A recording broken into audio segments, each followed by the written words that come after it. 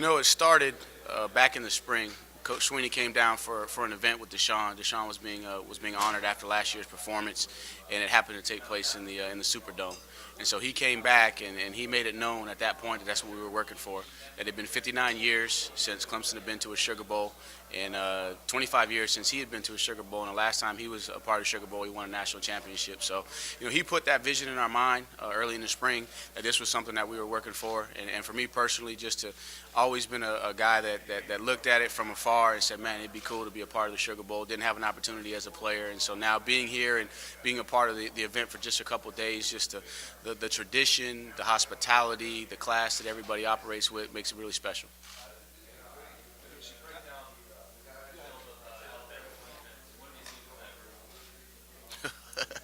Wow. Where do I start? First of all, it seems like they got about 30 defensive linemen, and they all look the same. They all play the same, and so it's a lot like the last 2 years. I mean, they're built from the inside out in the trenches, very, very, very strong at the point of attack. Their linebackers run sideline to sideline as good as anybody that I've seen, and then obviously they got the best defensive back in the country in Minka, and then obviously they've been able to plug in number 39 as one of their corners. I think he was a former walk-on that's earned his way, but you can't tell by the way that he plays. So they're very, very similar to what they've been in the years past.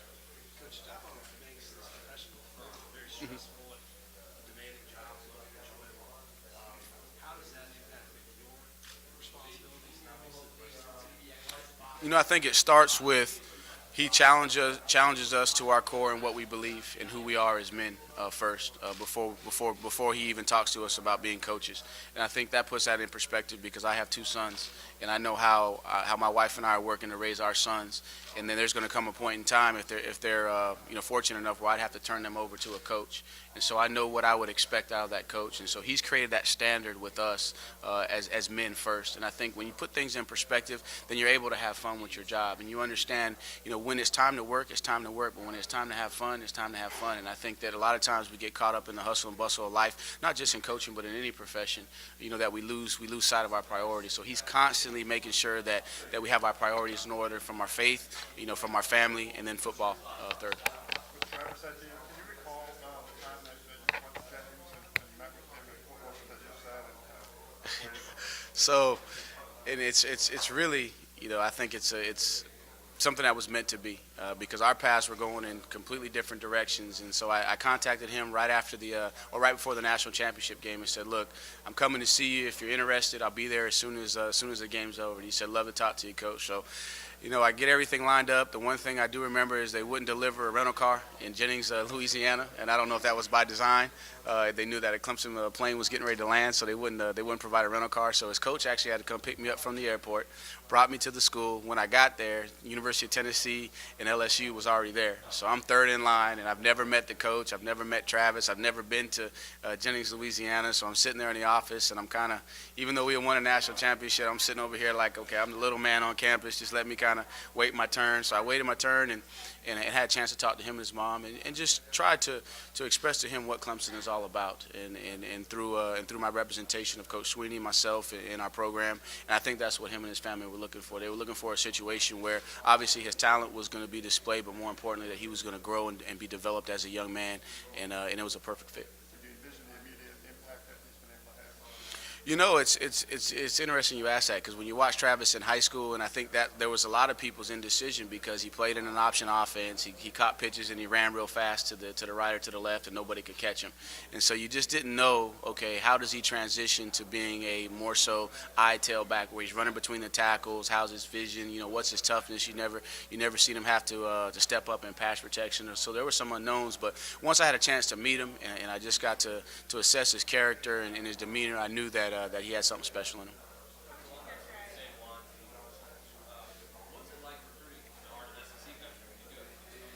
It's a little scary at times, in that I remember I was asking one of the coaches because I was going to stick around and wait to watch Travis play a basketball game. I said, so where should I go eat? He said, hey, how about you just go to this little place right there? I pull up and I see a bunch of LSU tags. I said, nah, I'm probably not going to walk in there with a tiger paw, and I wouldn't get got good of a reception. But it's refreshing to know that our brand is strong enough to where we can go all over the country. We also understand, too, that that's not enough. just to be able to walk in with a tiger paw to say, hey, Clemson is here.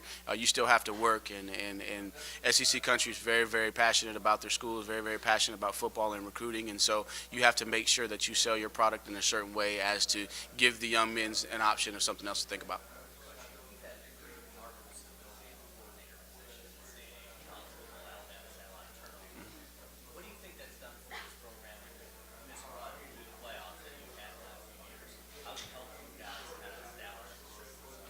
I think just from an offensive standpoint with Jeff and myself, I mean, heck, you see we're dressed alike and we didn't coordinate. I mean, matter of fact, we were getting ready to get on the plane, and we looked at each other and said, gray suit, purple tie, black shoes. Oh, my gosh. And that's how it was when we first started. And we kind of got away from that. We purposely said, look, we can't be dressing alike. And then it just came back together. So that's just confirmation that there's a great chemistry between Jeff and myself, and that resonates with the rest of the staff. They know what we're thinking. And again, there's that cohesion. We're able to disagree, but then we're able to come back together and put egos aside and make sure we do what's best for the young men. And then again, that just gives the young men confidence because they know what they're going to get every single day. They believe in the product, and they also get confirmation that we believe, in the product and the process, because obviously we're committed and we don't want to be anywhere else.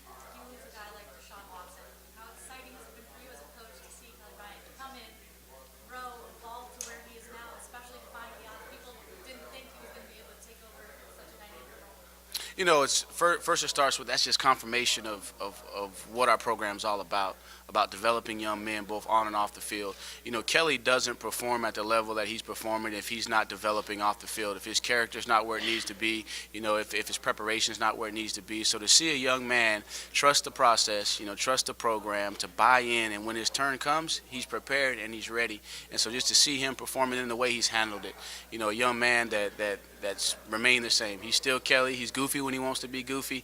He's serious when he wants to be serious. And to really see how the guys have resonated towards him and how they rally around him. And so you can see that he's a true leader.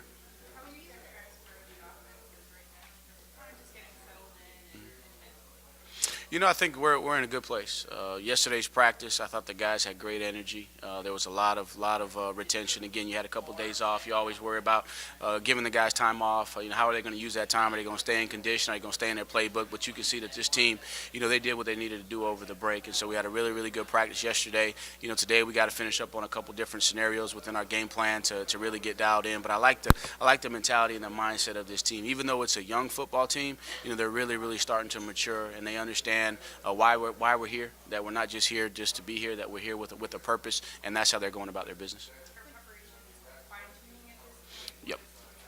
Yeah, we try to have as much of the plan in place before we leave Clemson, because again, when you get here, obviously you got your families with you, and they have a bunch of functions during the day. So we're working, but then at night you have different functions with the Sugar Bowl.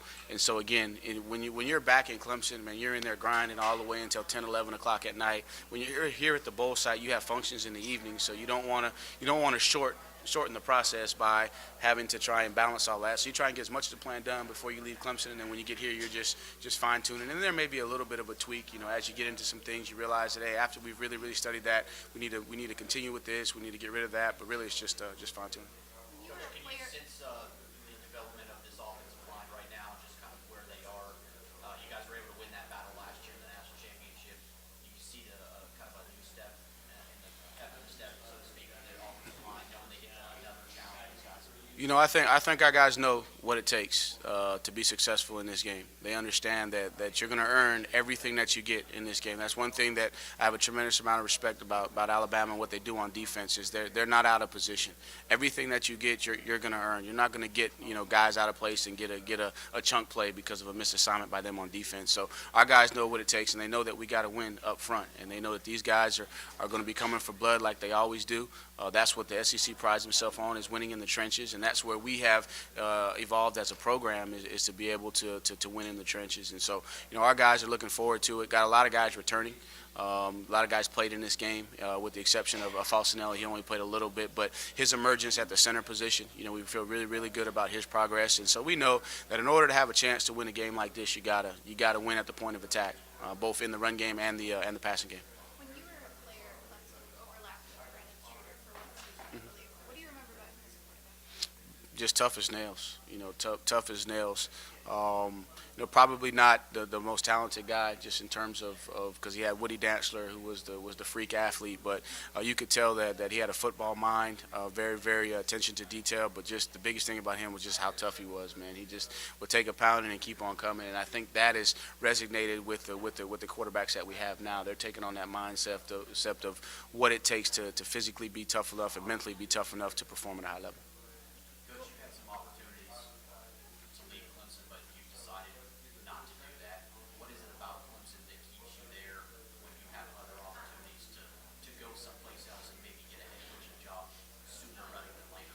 Clemson's home for me. It's a place that I wandered on campus in 1999 as a young boy, lost, transferring in from the Air Force Academy, didn't know where my life was headed, and I became a man there. And it's because of the people that are in that building to this day.